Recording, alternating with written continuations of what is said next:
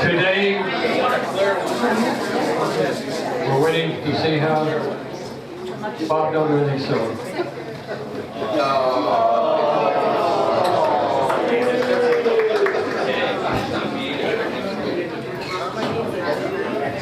Today we have as our guest speaker Bruce Lundberg and Cindy, who are just talking about you. Einar Mash. Einar joined PCAA in 1985. He was their senior civil engineer and the head of their engineering department. In 2000, he was asked to serve as their director of strategic affairs. Among other things, at that point, he worked on the new division for the diversion for the American River and the relicensing of the PCAA work project, and brought PCAA into the generation of electricity. In 2015, Board of Directors nominated him and he became the general manager of PCAA. I am happy to present Einar Marish, who I think it's only appropriate that somebody in front of it, in charge of a water company, would have as a screensaver a sand dune.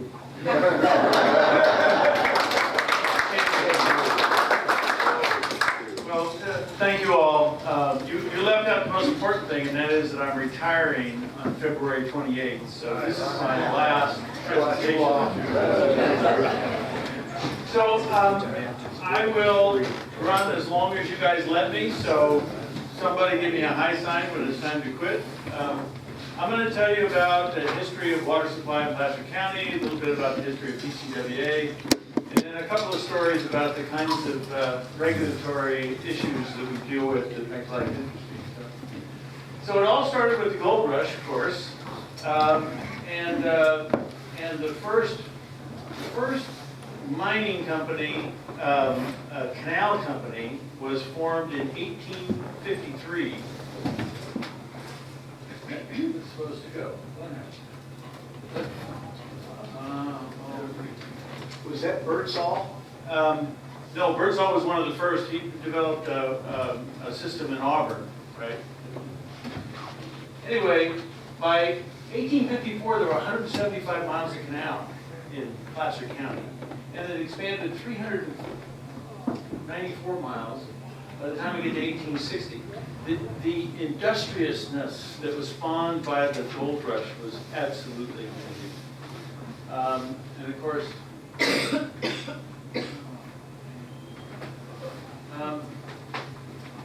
sorry, I should check my battery before I left. I'll do it over here. So what it spawned was, of course, the reason for the water was for hydraulic mining. And for our visitors from France, we literally washed whole hillsides in western Placer County down into the river systems in order to get the gold out, which clogged up all the rivers. And by 1893, they outlawed hydraulic mining in California, which left us with this system that had not much of a useful purpose to it. PG&E bought it up in 1910. This is a picture of Spalding Dam under construction. And this is Wise Powerhouse down here on Ophir, which is still operating today. Anyway, so PG&E went into and said, gee, after they developed the hydroelectric potential of the project, they looked for new uses for the water. And the first one was agriculture. Before Shasta was built in 1940, Placer County was the highest producing agricultural county in California. The fruit sheds along Loomis and Newcastle, the Pacific Fruit Express, we were sending fresh fruit to New York City over the Intercontinental Railroad, Transcontinental Railroad. And this was all because we had the most developed water supply in the state. Then in the 1940s, PG&E started developing treated water systems. So this was the treated water system for Rockland. So you think about it, before that, people didn't have treated water, right? They just drank canal water. So there were several studies done about the potential, hydroelectric potential of the Middle Fork of the American River. And so PCAA was formed in 1957 to go develop the Middle Fork project. the Hellhole and French Meadows Reservoir and all the hydroelectric potential. And it was a $115 million project, which in 1961 was more than the total assessed value of all the land in Placer County. And the revenue bond passed by 25 to 1. Can you imagine passing anything? The reason why it passed is because we had a contract with PG&E, and PG&E agreed to pay all the debt service payments and pay the operating costs for the project and buy all the electricity. So anyway, Middle Fork project here south of French Meadows Divide, French Meadows and Hellhole Reservoir, total of 24 miles of tunnel. This was an amazing project when it was built. 4 powerhouses, began operation in '66, and produces on average just over 1 million megawatt hours a year, which is about $40 to $50 million worth of electricity. A couple interesting pictures. Large penstocks, large powerhouses, and beautiful reservoirs.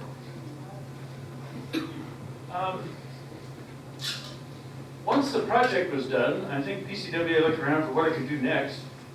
And what it found was the PG&E system. So PG&E had developed the power system, but it was also, which is the purple line, it crosses across Placer County. But all of the canals and all of the treatment plants, there was beginning to be a dissatisfaction with the way PG&E was running the show. And so the voter, and the reason I know that is because there was a bond measure, a new bond measure, that passed by 2 to 1 to raise property taxes to buy the system from PG&E and for PCWA to take it over in 1968, which we did. So in 1968. So we end up being water rich. When we took over the PG&E system, we got contracts for 125,000 acre feet. We use most of that today. But when we built the Middle Fork project, we have 340,000 acre feet of storage. We're limited to only using 120,000 acre feet for consumptive use. And the amount of water today, I gotta do some math for you. So of the PG&E water, 35,000 acre feet is what supplies all of the rooftops in our service area. So Auburn and Loomis and Rockland and Lincoln, all of that demand uses about 35,000 acre feet. And we've still got 70,000 acre feet in our Middle Fork project that we're not yet utilizing. So there's enough water supply in Placer County to triple the number of rooftops in western Placer County. That's not our plan, right? That's up to the land use authorities to make those decisions. But sometimes folks are trying to use us as the reason why there shouldn't be development. And there's plenty of water for all the proposed development in western Placer County. And then in addition to everything else, we've got 35,000 acre feet of CDP contract water at Folsom Lake, which we're not using any of. So I want to switch to the Auburn Dam for just a minute. This is a picture of the Bureau of Reclamation showing how to start construction on the Auburn Dam project. And the reason I like the picture is because our pump station is in the background. We built a pump station when we built the Middle Fork project for the tunnel underneath Auburn, daylights out into the Auburn ravine. And the Bureau came in and said, your pump station's in our way, and they ripped it out. And they said, if between now and when you need your water supply, between now and when the Auburn Dam is finished, if you need your water supply, we'll run back down and reinstall your pump station. So we made them do that about 20 times, but we finally got really sick of it and built us a permanent pump station. So here's a picture of the concept of the Auburn Dam. This was a double curvature thin arch dam, which as an engineer, it's a marvelous piece. So it curved this way and it also curved this way. And then arch effectively was the end of an eggshell, and it transferred all those tons of water pressure into the foundation. And that's how the project worked. The problem is they found a fault right through the middle as they were excavating. And if you have a double curvature thin arch dam and one of the abutments moves about a foot, it doesn't just crack and leak, the whole thing falls down. And you get a 740-foot wall of water over the top of Folsom and over the top of Sacramento.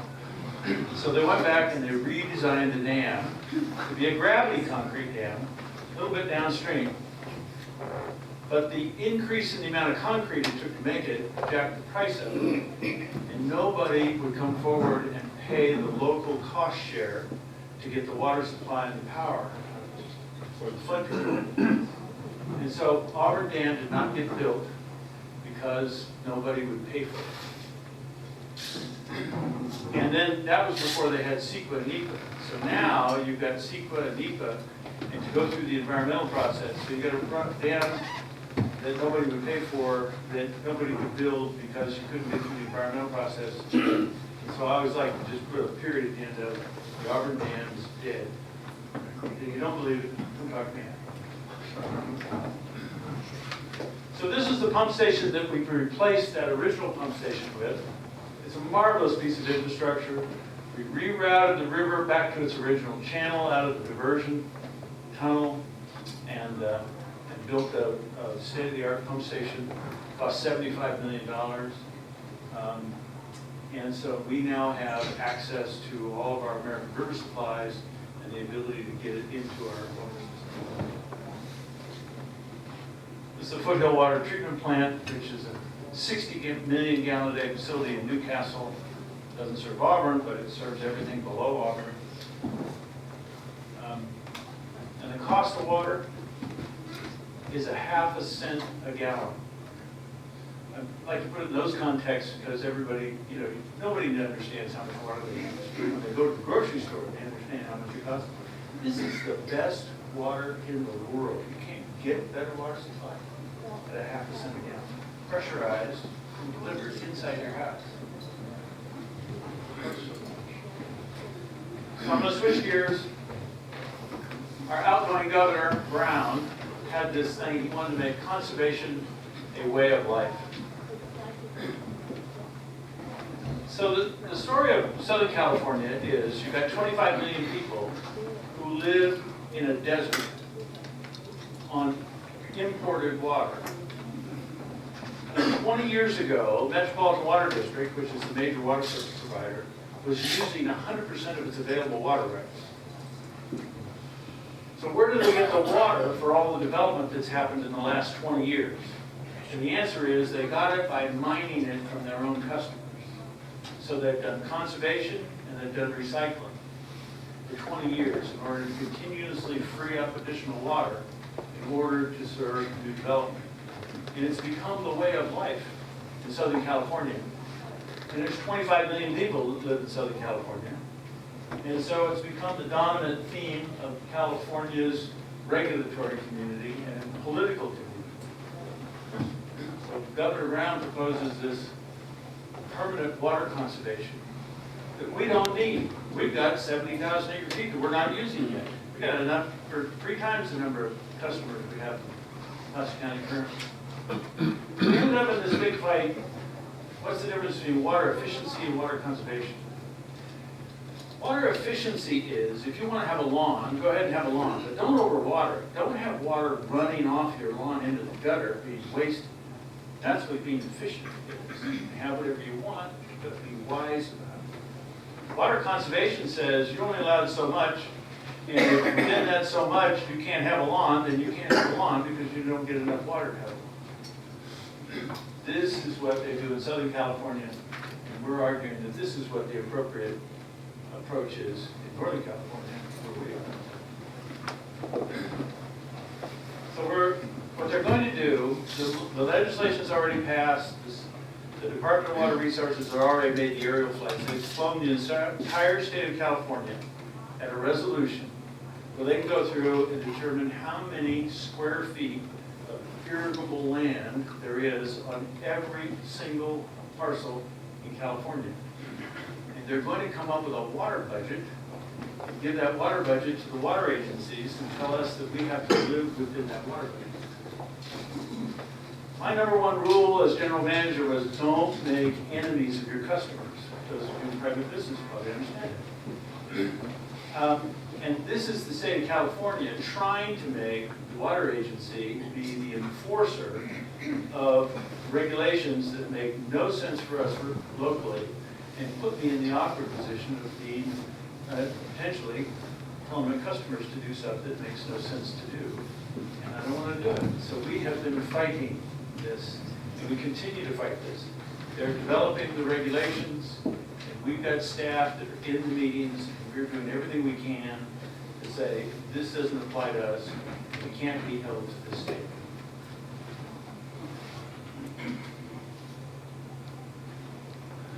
They're not accounting for the local water supply conditions. When I say that we built the Middle Fork project, we invested our money, our risk, to build $115 million of infrastructure, and we benefit from that. And what they're trying to do is make it so that we don't get the benefit, that we have to let that water flow down the river, so guess who gets the benefit? Southern California.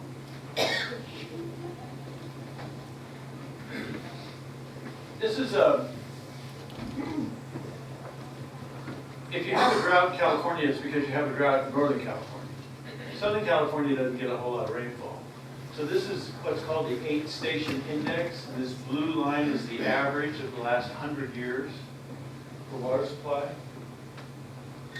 We break it up into segments. So there's above average and wet, there's below average, dry, and critically dry. So this is a little history of the last drought that we had. So 2013 was below average. Below average is not a drought. If you have a water system and you can't handle a below average year, you're out of business, right? Agriculture can stand it. Municipals can stand it easily. So we had a drought, we had a below average year in 2013. 2014 was critically dry. That's a serious situation. We were asked by the state, even though we had enough water to fully meet all of our customers' needs, we were asked by the state to cut our water use 20%.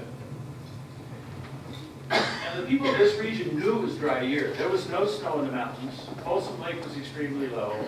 And our customers cut 20%. Southern California customers didn't.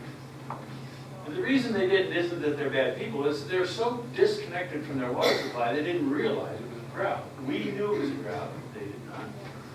So anyway, we all got through 2014, and then 2015 was dry. Now, you've had a below average, a critically dry, and now a dry year. This is pretty serious. We were all asked in Northern California to cut 25%. And our customers cut 25%. So even though we had a full supply, cutting 25% meant more water went down the river, and our resources got shared amongst less fortunate portions of the state. So we did a good thing, right? And Southern California finally got the message, and they did a good thing. So everybody gets through the crowd. Now, to do this, the governor declared a state of emergency. When they did that, they gave the State Water Resources Control Board exceptional powers to tell water agencies what they had to do with their water supplies. And the State Board liked having special power. So in 2016, we had an above average year. Folsom made a flood control release. The skiing was good. Everybody knew the drought was over. The State Board said, nope, the drought's not over. They trotted out something called the Drought Monitor Map.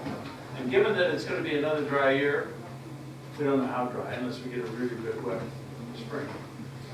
You're going to hear about it again.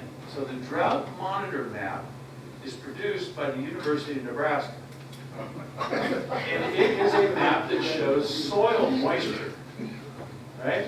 And so if you're a farmer in Nebraska, this is important to know whether or not you're going to get enough rain for your crops or not, right?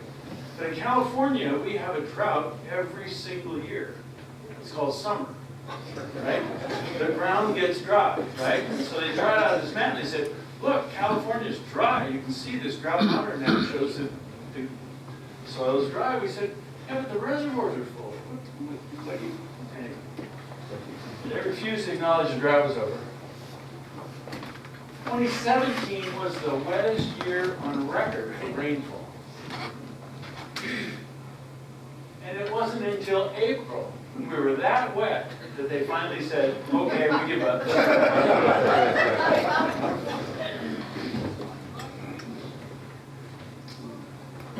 This is all of the water annually that flows down the Sacramento River in millions of acre feet, MAF, million acre feet. So this is 25 million acre feet flowing down the Sacramento River. And the green bars are that portion of the water every year that was diverted to environmental purposes. And the red bars are that portion of the water every year that was diverted to agriculture. And the blue bars is the amount of water that was used by all of the municipal cities in Northern California, not exports. We use 2 to 4% of the available water supply to meet all of the urban water needs in Northern California. And so they want us to cut our water use by 10%, water conservation. So we're going to save 10% of 2% of the water supply, which you can't find.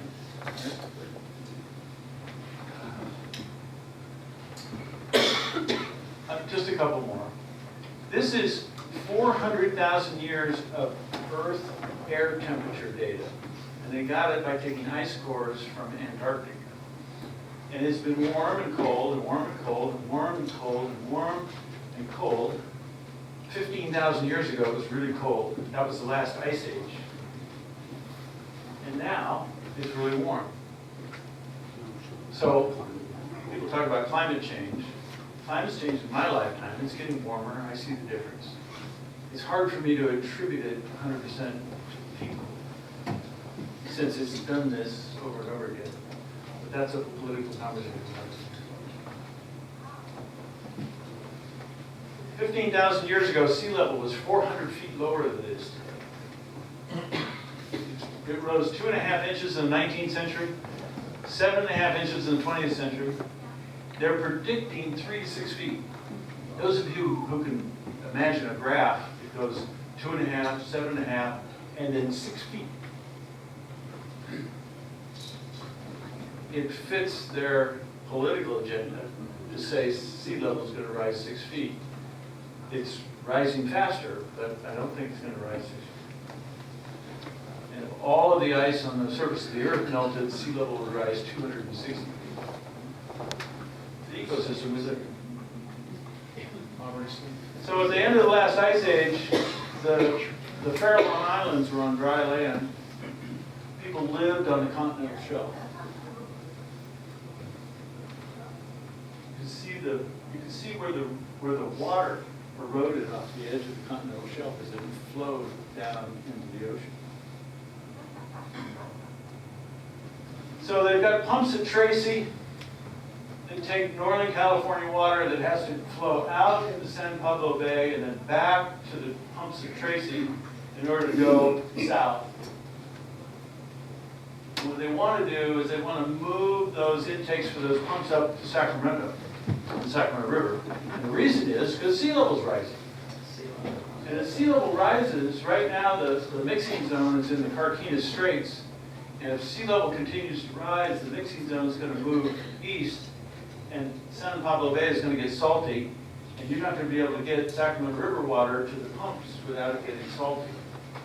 And Southern California needs a reliable water supply. So this isn't a terrible project, except that when they did the environmental document for it, they said that they're going to try. They're going to continue to meet today's environmental standards for the Delta because they couldn't say anything else. And then you do the modeling to show how the system will run in the future when sea level's higher. And it shows that 1 year out of 8, Folsom goes to dead pool, and nobody gets a water supply from Folsom. And we said, wait a minute, that is the stupidest idea I've ever heard. So we sued to try to block the project. And now the new governor is performing to change the project. And so this is an ongoing battle over Southern California wanting to have a reliable water supply. The environmental community that's in charge in California wants the delta to be preserved. And we want a reasonable operating plan that doesn't bring Folsom Lake as sea level continues to rise. So, interesting challenges. I got the 5 minutes. A few questions? So I'm a landscape architect, and so obviously water is hugely important to me, and I found that the Department of Water Resources is completely inept when it came to developing their water efficient landscape ordinance. Because you're only 2 weeks away from retiring, you can give me an honest answer. Is that accurate? I would have given you the same answer a long time ago. Absolutely. The Department of Water Resources has been almost a complete failure. Even as they were trying to come up with something, at first they weren't recognizing that, they said, well, look how good San Francisco does. Well, in terms of gallons per capita per day, right? They use about 100 gallons per capita per day. Here, we use 250 gallons per capita per day. Well, if you live in San Francisco, you don't have any landscape, right? And it's foggy. And so if you did have landscaping, you don't have to irrigate it. So all of their water use is interior water use. Over here, it's 105 degrees in the summertime, and we've got yards. How can we possibly have the same water use? You can't, what's the matter with you? Your box in your head? Anyway, so good. Yes, sir. Where is the saltwater conversion to potable water situation? I know they have a couple places along the coast, but is that the future for water? A lot of people think it's the future. San Diego invested heavily. They spent $1 billion to build a plant. The problem is that the water from that plant costs about $2,000 an acre foot. The water we buy from PG&E costs $40. And so you've got these orders of magnitude of increased costs. So as long as they can continue to get it cheaper somewhere else, you're going to get it cheaper somewhere else. But eventually, I think that's where it goes. But it's only a supply for the coastal areas. There's no way you can afford to move it inland to agriculture. One more. How do they factor in people that live on well water? Because it's not being monitored, it's supposed to be from the other water. There's another issue by someone. Yeah, I think the local area groundwater state levels are fine, and especially if you're not in a real groundwater basin, if you've got a rock well, I think that you're going to be fine. But in the San Joaquin Valley, where they've had soil subsidence, new groundwater regulations are going to probably put 25% of the agricultural land in the San Joaquin Valley out of business. Over what time frame? Over the next 5 years. So you mentioned $40 to $50 million in income from the electric generation. Yes. Where does that money go? So when we started in 2013, we had not a dime because PG&E got everything for that. So what we've done is we've paid our costs, we've done a lot of improvements to the project, and we've managed to bank now about $50 million in reserves. When you're operating a project that today would cost $1 billion to replace, if something breaks, it's expensive. Right? Anyway, so we finally got to the point where we think that we're fully funded, and I think this year is going to be the first year in which there's going to be distributions. So the agency and the county are actually financial partners in the project. We own it, but they're a financial partner because they used to be the directors of the water agency. Anyway, and so the net proceeds from the project, after all the expenses are paid and the reserves are full, are going to be divided between the agency and the county. So we've got this master plan of trying to help communities that are more remote in Placer County. And so there's lots of needs, and there'll be some money. There you go. Thank you.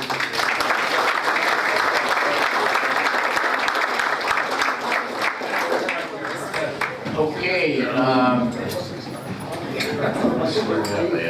Fireside Chat on Thursday, Saturday is the benefit for the veterans.